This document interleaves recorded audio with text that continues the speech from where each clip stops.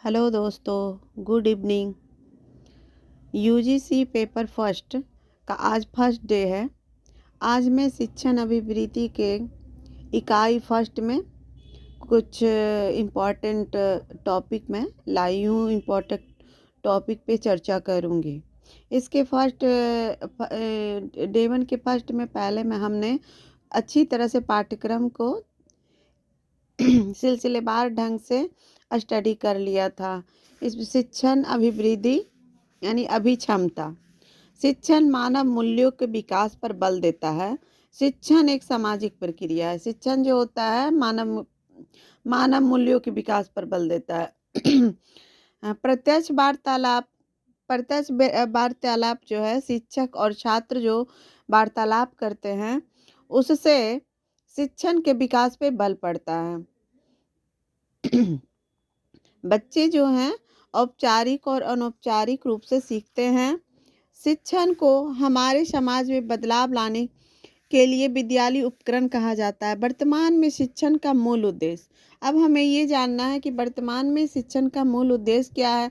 तो वर्तमान में शिक्षण का मूल उद्देश्य दोस्तों अब रटना नहीं बल्कि अधिगम के सहारे, जिसे हम कह सकते हैं गतिविधि के सहारे स्टूडेंट्स को समझाना।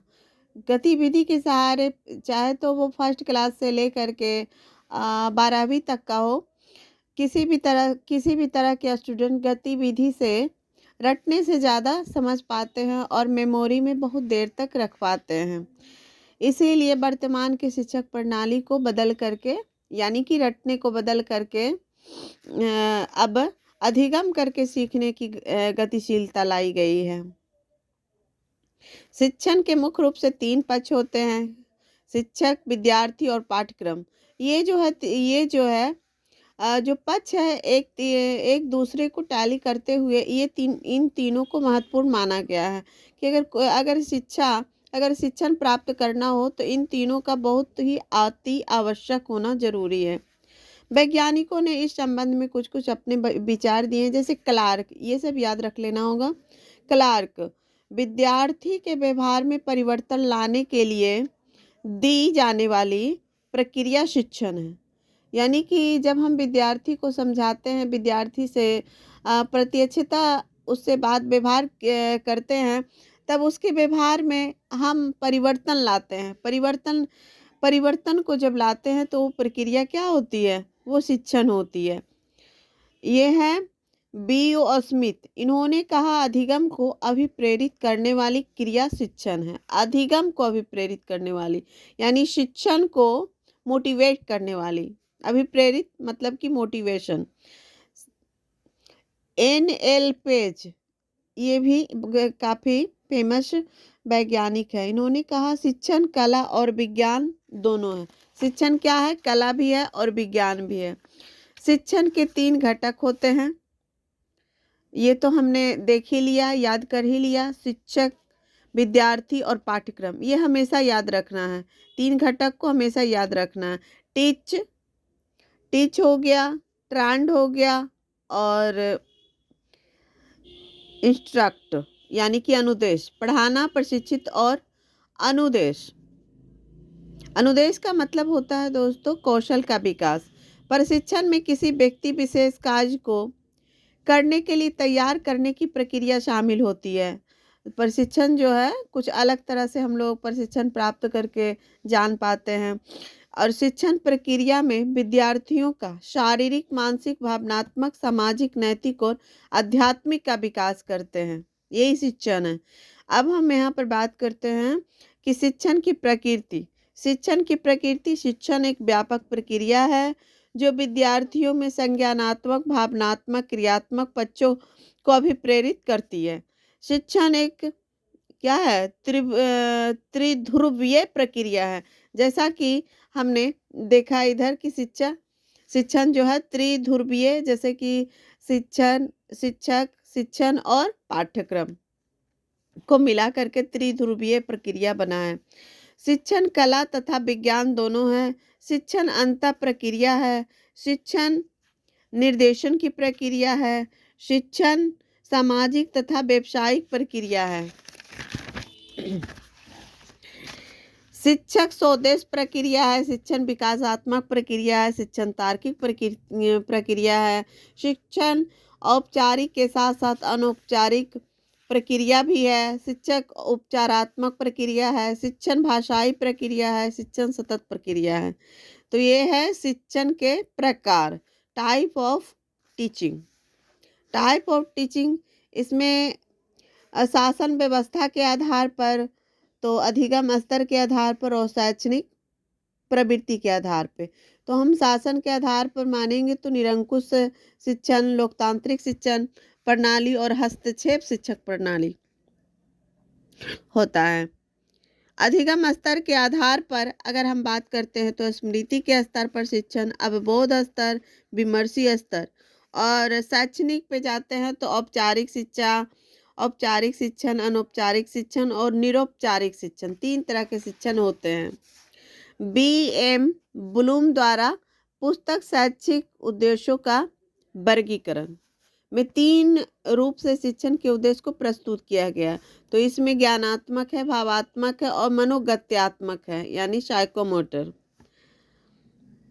और सभी के 6 चरण हैं।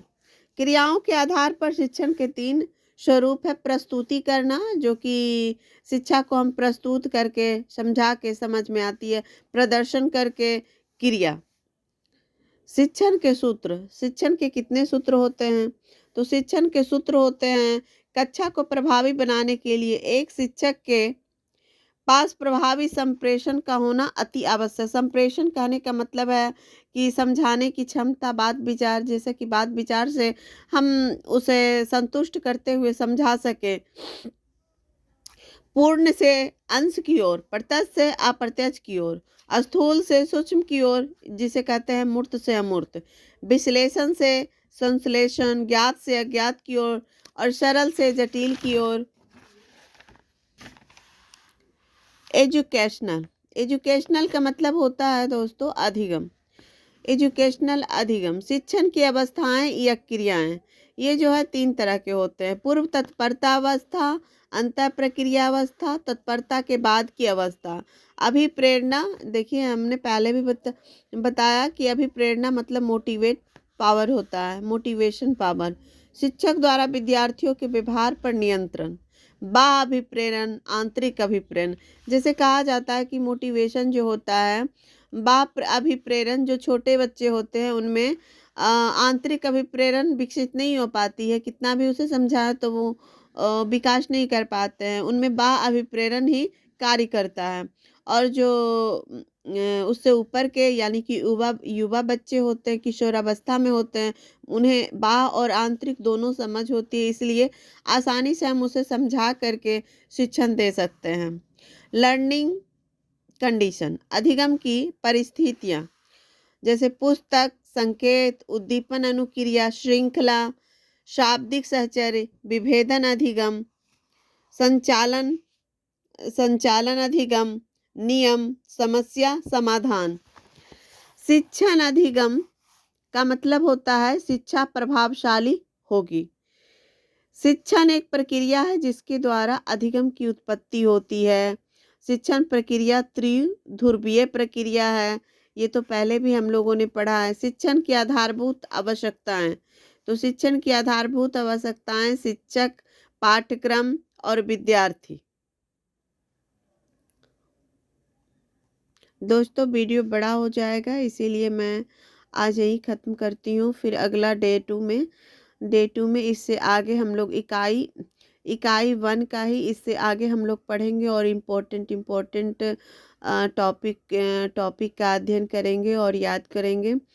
और इससे जो क्वेश्चन बनता है इम्पोर्टेंट क्वेश्चन, उसे भी मैं एक बार में 50 क्वेश्चन को लाऊंगी और उसे आप देख लेंगे। उसे मैं सॉल्व करके आप लोगों को इम्पोर्टेंट क्वेश्चन बताऊंगी। Thank you. अच्छा लगे तो शेयर और लाइक सब्सक्राइब ज़रूर करें दोस्तों, प्लीज़ प्लीज़ प्लीज़। धन्यवाद।